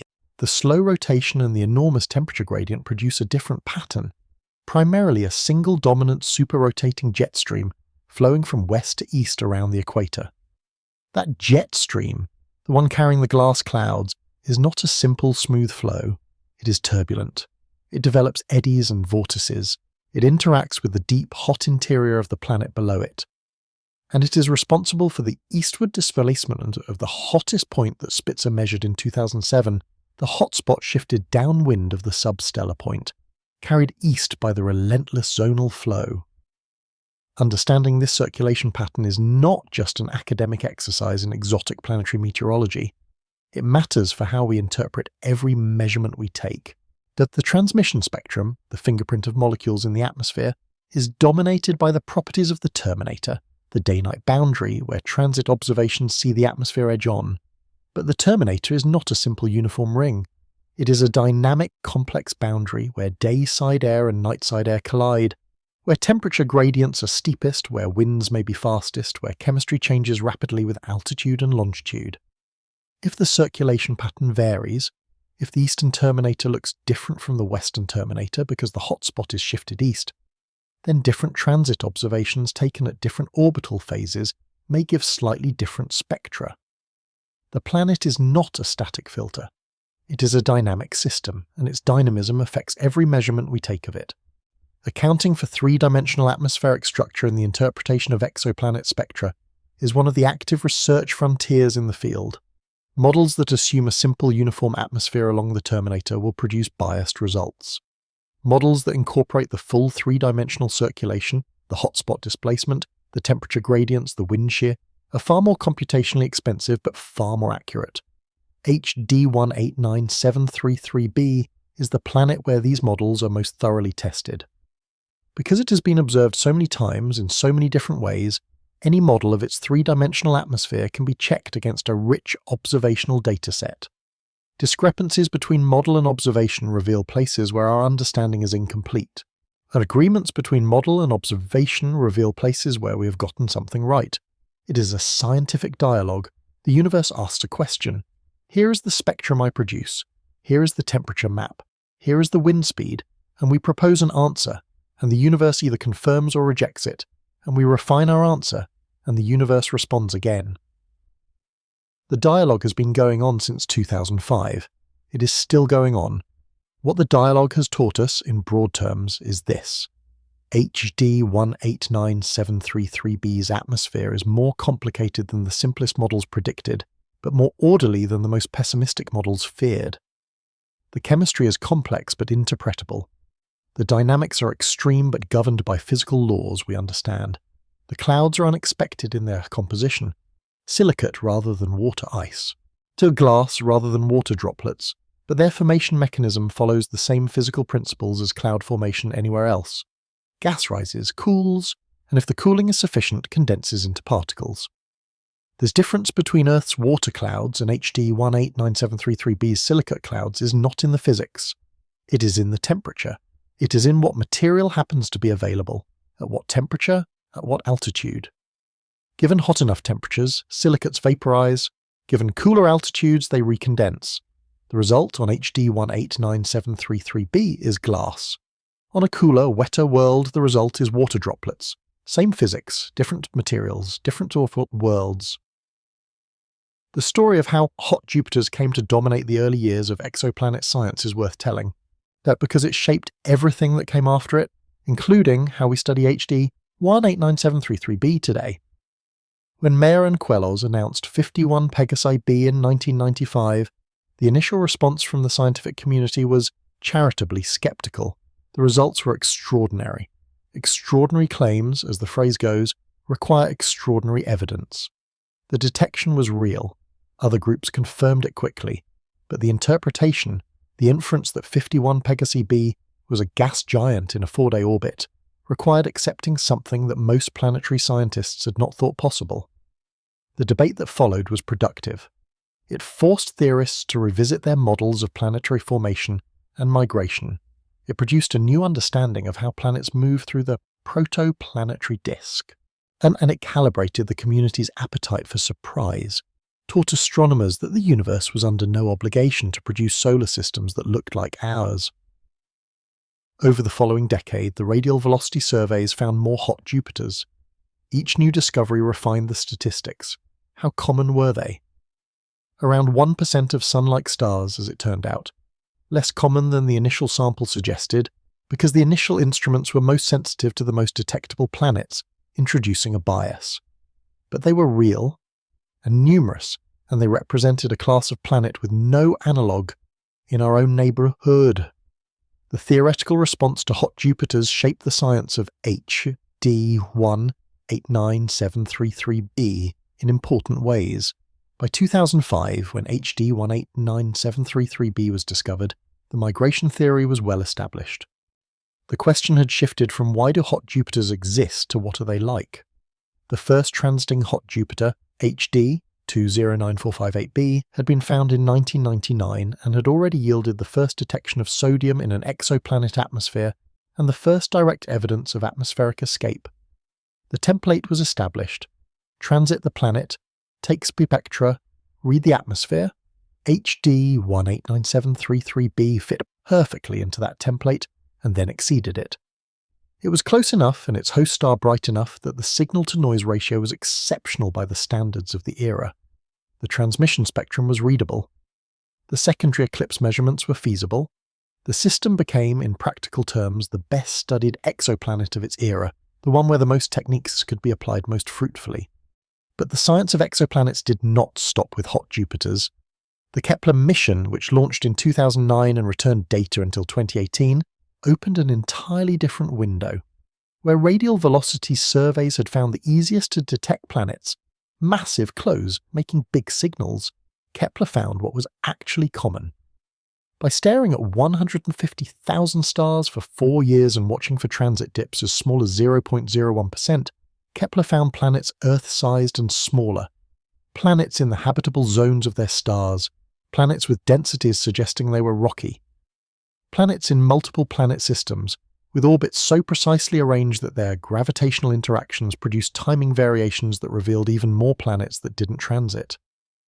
Kepler found, in short, that the galaxy was full of planets, that most stars have at least one, that the most common type of planet was the super-Earth, and something between Earth and Neptune in size, with no example in our own solar system, that rocky planets in the habitable zones of smaller stars, red dwarfs, were common enough that statistically there should be billions of them in the Milky Way. This transformed the question. Before Kepler, the question was, are there planets around other stars? After Kepler, the question became, are there habitable planets? And then, as the statistics accumulated, are there planets where the conditions for life might plausibly exist? And this is where HD 189733b's lesson becomes most important. The planets Kepler found were mostly too small, too far away, and too numerous to be individually characterized in the way HD 189733b had been. Though their atmospheres were not directly readable with the instruments of the Kepler era. They were points of light, known to exist, known in some cases to have rocky compositions, but not yet speak to the deeper questions of chemistry and habitability. The next step, the step we are now in the midst of taking, is to characterize those atmospheres, to do for an Earth-sized planet in a habitable zone what we did for HD 189733b, to read the chemical fingerprint of a potentially habitable world and ask whether the signs of life are there. The James Webb Space Telescope is attempting this now. The planet TRAPPIST-1, b, one of 7 rocky planets orbiting a small red dwarf star just 39 light-years away, has been observed by the Webb. Webb has measured its thermal emission, constraining its dayside temperature. The results, published in 2023, that suggest TRAPPIST-1b may have no significant atmosphere at all, or at least none that redistributes heat efficiently. The dayside is as hot as a world with a thin or absent atmosphere would be. A thick atmosphere would redistribute heat and produce a lower dayside temperature. The absence of that cooling effect suggests the atmosphere, if present, is not doing much. But TRAPPIST-1b is just one planet in a 7-planet system, and it is the innermost, and it may simply be too hot and too irradiated to retain atmosphere. The outer planets in the TRAPPIST-1 system, specifically TRAPPIST-1, D, E, F, and G, which orbit within or near the habitable zone, are the ones that matter most for the question of life, and Webb is watching them. The data is being collected, the papers are being written, the answers are coming slowly, and in the way that real answers always come, and all of it depends on techniques and understanding built in part on what we learned from HD 189733b. The transit spectroscopy methods used to study TRAPPIST-1's planets were refined on hot Jupiters. The atmospheric modelling frameworks used to interpret spectra of rocky exoplanets were developed partly in response to the complexity revealed in gas giant atmospheres. The recognition that colour is not a reliable habitability indicator. That lesson comes directly from blue HD 189733b, the world that looked like something it was not. The science is cumulative. Every piece builds on what came before.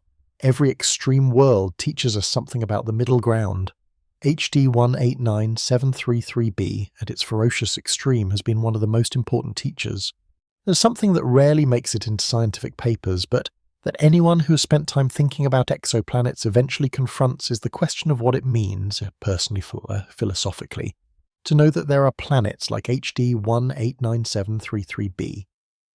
We grew up in a universe of one planetary system, one sun, 8 planets, each unique, each with its own character, each an entire world that a human lifetime could not fully explore. The Moon alone has more surface area than Africa. Mars has more surface area than all of Earth's continents combined. Jupiter has a storm system, the Great Red Spot, that has been raging for at least 350 years and is large enough to contain 2 Earths. We knew these things, we had pictures of them, we had spacecraft that had visited them, and still we lived in a universe of one known planetary system. Then, and in the span of 30 years, we went from one planetary system to several thousand confirmed systems, with estimates suggesting that the Milky Way alone contains at least 100 billion planets, possibly more. Rocky planets, gas giants, ice giants, ocean worlds, lava worlds, hot Jupiters, cold Neptunes, worlds with multiple suns, worlds with no suns at all, rogue planets ejected from their systems, wandering the dark spaces between stars without any star to orbit, heated only from within by their own slow interior cooling. 100 billion planets in one galaxy, and there are at least 2 trillion galaxies in the observable universe. The numbers stop meaning anything after a certain point. The human mind was not built to process 100 billion of anything. We can know the number intellectually, write it down, and understand what each digit represents, but we cannot feel 100 billion, cannot comprehend it in the way we can comprehend a handful or 1,000 or even 1,000,000. What we can do is take one planet, one blue world, one world of a glass rain and impossible wind, and understand it as completely as our instruments allow. We can study its wind speed and its atmospheric chemistry and its colour and its orbital mechanics. We can build models of its 3-dimensional atmosphere and test those models against observations. We can trace the 1963 photons of its reflected light back to their source and forward to our detector. And in understanding one planet well, we understand something about what a planet is, what an atmosphere can be, what extremity looks like, what the physics of a ball of gas close to its star at 1,000 degrees teaches us. It is not the same as comprehending 100 billion, but it is the only way we can approach that number. One planet at a time, one blue glass rain world at a time, one open window at a time. The universe is enormous and indifferent, and it does not care whether we understand it, but we are here, and we are trying. And that, in its own quiet way, is one of the most remarkable things that has ever happened in this corner of the cosmos. In 2019, a paper was published in the journal Nature Astronomy by a team led by researchers at the University of Bern, looking not at HD 189733b specifically, but at the population of hot Jupiters as a class, using HD 189733b as a reference system for calibrating their models. The paper concerned a phenomenon called cloud inhomogeneity, the possibility that the cloud coverage on hot Jupiters is not uniform around the terminator, but varies significantly between the leading and trailing edges, and between different latitudes and across the day-night boundary. Why does this matter? Because cloud coverage affects the spectrum. A thick cloud deck obscures the atmospheric layers below it. If a cloud deck covers the entire terminator, the transmission spectrum records only the chemical signature of the cloud layer and the upper atmosphere above it. If the cloud deck is patchy, thick in some places, thin or absent in others, then the transmission spectrum is a complex mixture of signals from different atmospheric depths at different locations. And getting the chemistry right from the spectrum requires knowing the cloud structure. Getting the cloud structure requires modelling the 3-dimensional dynamics. Getting the 3-dimensional dynamics requires understanding the circulation pattern. And understanding the circulation pattern requires knowing the temperature distribution, the wind speeds, the day-night contrast, the planetary rotation rate, and a dozen other parameters. It is, in technical terms, a complicated problem. And the complication is not academic. If we get the cloud structure wrong, we get the chemistry wrong. If we get the chemistry wrong, we misidentify molecules that are present or claim molecules that are absent. If we misidentify molecules in an exoplanet atmosphere, we might make incorrect inferences about whether that atmosphere could support life. Say for HD 189733b, no one cares about life. The planet is clearly uninhabitable by any standard we understand. But for a temperate rocky planet in a habitable zone, the kind of world Kepler found and Webb is studying, getting the cloud structure right could be the difference between correctly identifying oxygen and water vapor and incorrectly inferring their presence from a misinterpreted spectrum. The stakes for those future targets are as high as stakes in science can get. And HD 189733b, in its unapologetic extremity, is where the techniques for handling cloud inhomogeneity in exoplanet spectra are being tested and refined. Again, a model organism. A difficult, extreme, unlivable model organism, but invaluable precisely because it is extreme enough to make cloud effects obvious, making them easier to study and understand. There are some things about HD 189733b that we do not yet know and may not know for years or decades. We do not know the precise depth of the clouds. We know they exist in the upper atmosphere, above a certain pressure level, and that they scatter blue light efficiently. But the exact altitude of the cloud deck, its vertical extent, the transition from thick cloud to thinner haze above and clear atmosphere below, these remain poorly constrained. We do not know whether there are significant compositional differences between different parts of the cloud layer. The day side, where temperatures are highest, may have different condensate species than the night side or the terminator. The models predict differences, but confirming them observationally is difficult. We do not know the precise particle size distribution in the clouds. The blue scattering is consistent with particles in a certain size range, but the range is broad and the particles likely vary in size across the cloud deck. We do not know the magnetic field strength or topology. We do not know the internal temperature profile below the base of the convective zone. We do not know whether there is a solid core, and if so, what it is made of and how large it is, and we do not know or cannot know with current technology what the direct visual appearance of the planet would be to a human observer who somehow arrived in orbit around it. The models give us our best estimate: a vivid, saturated blue, the deep blue of the scattered light from those silicate clouds. But models are not reality. Models are our best approximation of reality given the data we have. The direct image of HD 189733b has not been taken. We have never seen it directly, only as a dimming of its star, a reddening of its star's light during transit, a shift in its star's spectrum during transit, a slight increase in the star's total light before secondary eclipse. We have never seen the planet. We have only seen what it does to things we can see. This is not unusual. It is the fundamental challenge of exoplanetary science. Direct imaging of planets close to their stars is extraordinarily difficult. The star outshines the planet by factors of millions or billions, and in the same direction of sky, making the planet invisible against that glare. The coronagraphs and star shades being developed for future missions are specifically designed to block the starlight and reveal the planet beside it. But current instruments are not there yet. For a planet as close to its star as HD 189733b, we know an enormous amount about a world we have never directly seen. This too is a lesson, a philosophical lesson as much as a scientific one. We know it through inference, through the patterns in the light of something else, through the shadows and the spectra and the timing and the wobbles. It is how we know most of what we know about things too far away or too ancient or too small to observe directly. We know what atoms look like not because anyone has seen an atom, but because the behaviour of light in the presence of matter, the patterns in spectral lines, the outcomes of scattering experiments, all of it points to an atomic structure with such overwhelming consistency that the structure is no longer in any reasonable doubt. So we know what happened in the first minutes of the universe, not because anyone was there, but because the abundance of helium and hydrogen in the current universe is exactly what the Big Bang nucleosynthesis model predicts. We know things we cannot see by understanding the things we can see. HD 189733b is blue. We have never seen it be blue, but we know it is blue because the measurements are consistent with one and only one explanation, and that explanation is blue silicate clouds. The inference chain is solid.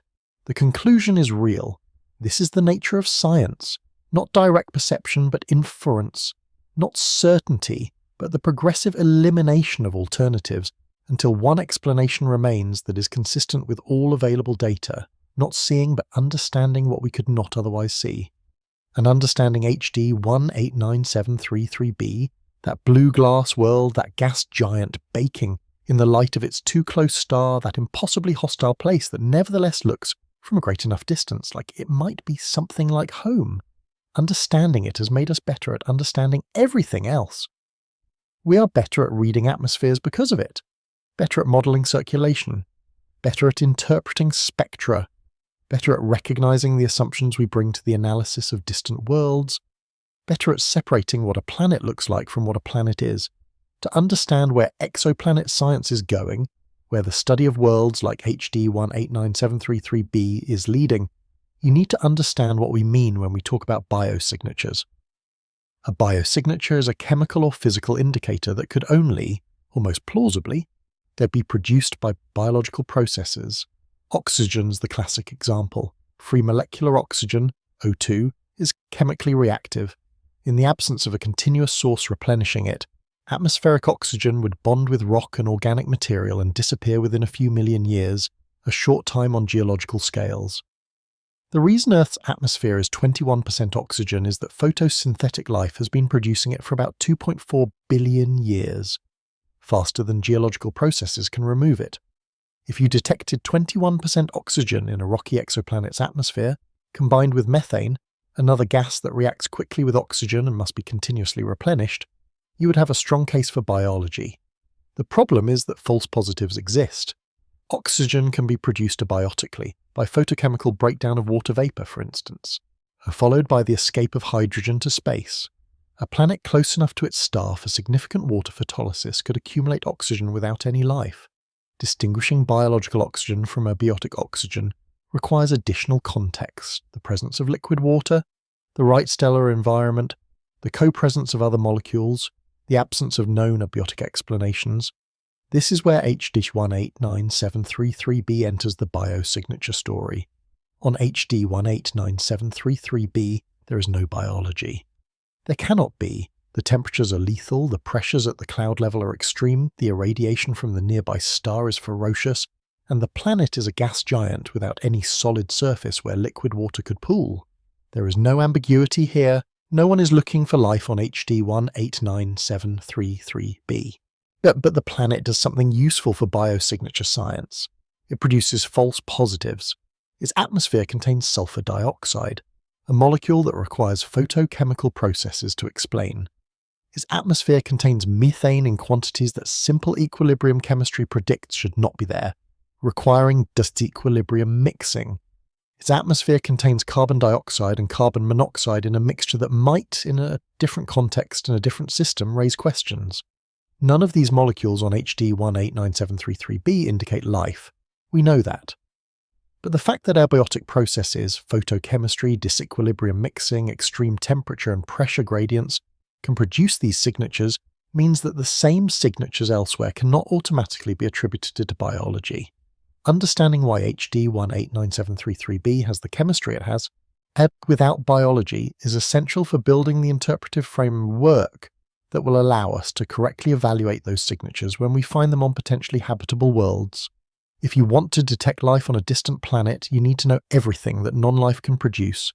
You need to rule out every abiotic explanation before you can confidently attribute a signature to biology.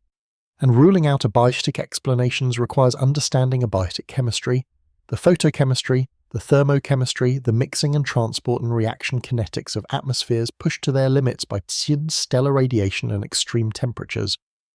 HD 189733b is a laboratory for abiotic atmospheric chemistry, the most extreme, most thoroughly studied, most informationally rich laboratory for abiotic atmospheric chemistry that we have. That this is not how the planet is usually described in popular coverage. It is usually described as the most terrifying planet ever found, or the most hostile, or the most dramatic. Those descriptions are accurate. But they do not capture what scientists actually use it for. They use it to understand what an atmosphere can produce without life, so that when they find an atmosphere that cannot be explained without life, they will know. There is something quietly profound in that. A world of pure hostility, a world designed by physics to be the opposite of welcoming, serving as the definitive reference case for what unliving chemistry looks like. The most thoroughly characterized example of an atmosphere with no biology, helping us build the tools to find an atmosphere with biology. HD 189733b is not just the glass rain planet. It is the benchmark, the 0 point, the uninhabited reference against which future habitable world spectra will be compared. And when we find the planet, not if but when, that has oxygen and methane and water and an atmosphere in chemical disequilibrium that cannot be explained without life, the scientists who confirm that discovery will have spent their careers working on systems like HD 189733b.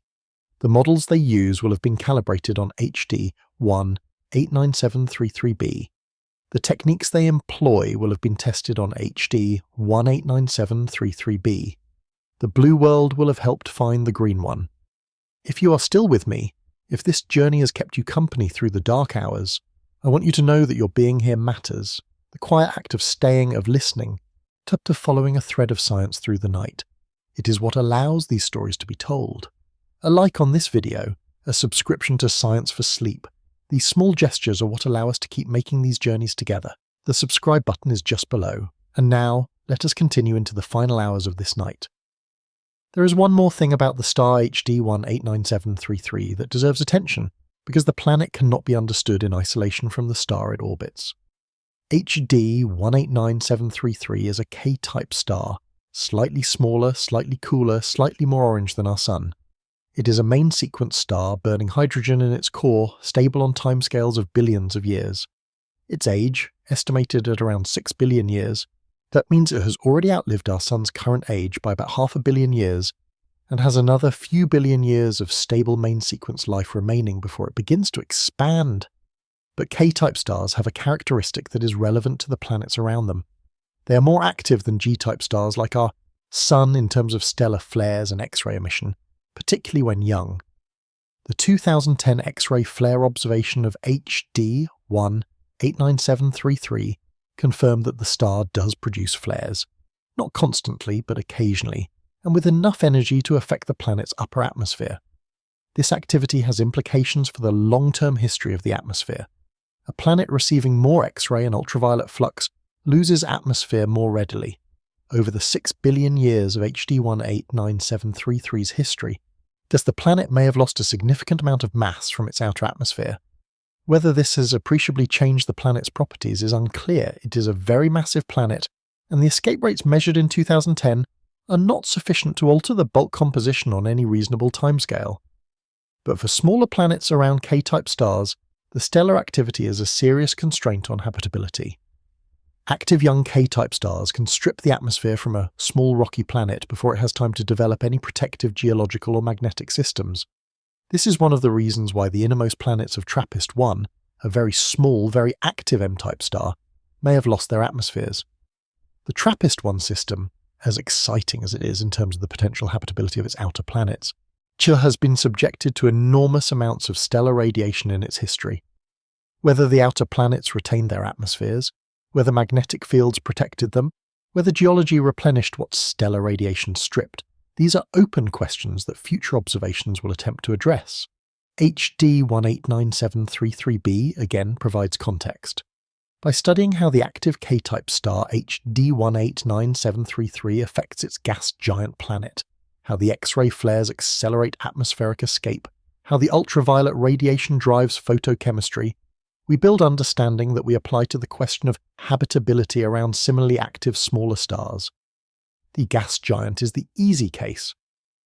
The rocky planet around an active star is the hard case, but understanding the easy case precisely is the prerequisite for tackling the hard one. Let us think for a moment about time, not the 5.5 billion years that HD 189733b has existed, not the 6 billion years its star has burned. Think about the timescale on which we have been able to study it, 19 years. That is how long HD 189733b has been a known, confirmed, characterized exoplanet. From its discovery in October 2005 to where we stand in 2026, 19 years have passed. In that time, we have gone from the initial detection, a transit dip, an orbital period, a mass estimate, to a detailed picture that includes color, wind speed, temperature map, chemical composition of the atmosphere at multiple altitudes, evidence for atmospheric escape, silicate cloud characterization, photochemical detection of sulfur dioxide, and the beginnings of three-dimensional atmospheric modeling. 19 years. That is the blink of an eye in astronomical time. It is a significant fraction of a human career.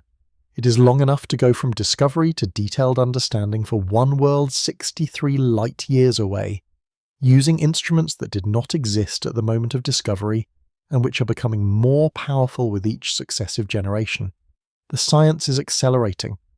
The James Webb Space Telescope, in just its first 2 years of operation, returned more detailed atmospheric data for HD 189733b than the entire decade of Hubble observations before it.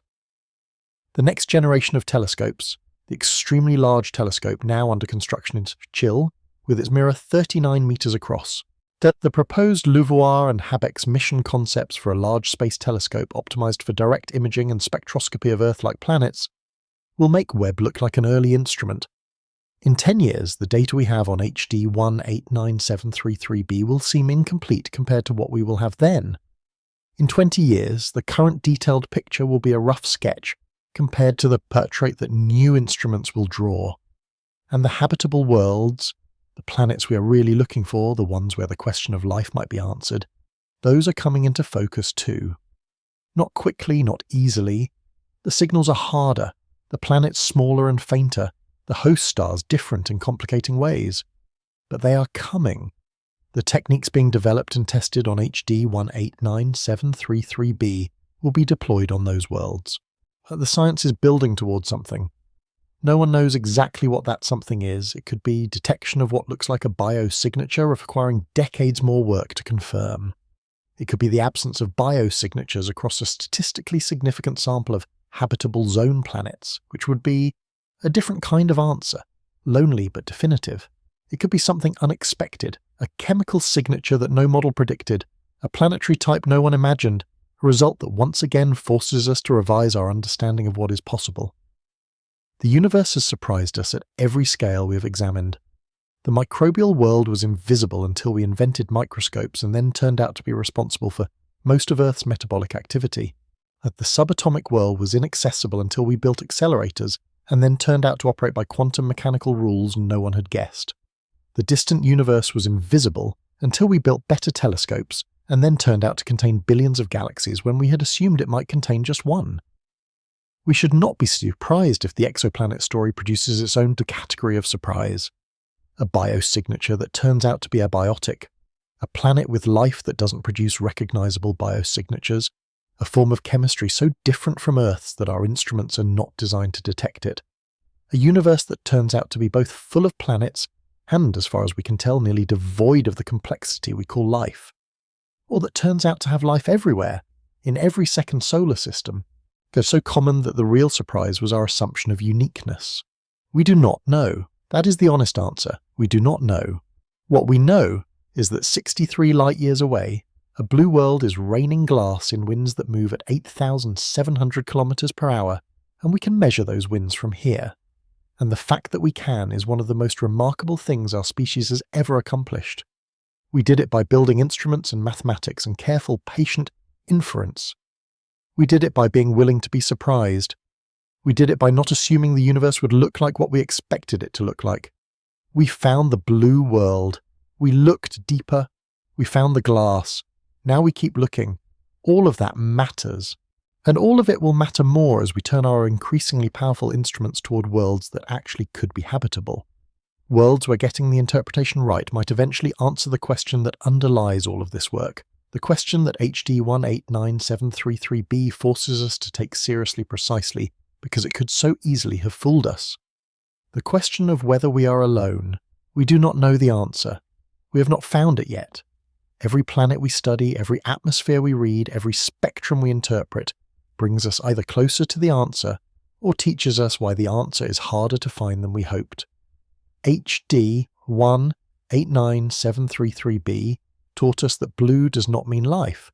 It also taught us that every world has a story, even the hostile ones, that the universe finds ways to be surprising, that the instruments we build are powerful enough to read worlds we can never visit, and that the act of understanding, or the slow, careful, evidence-driven act of inference, is one of the most extraordinary things that has ever happened on this small, temporarily habitable planet.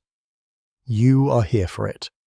That, in the quiet of tonight, is worth something. Sleep well. The blue world is still there, and so are you.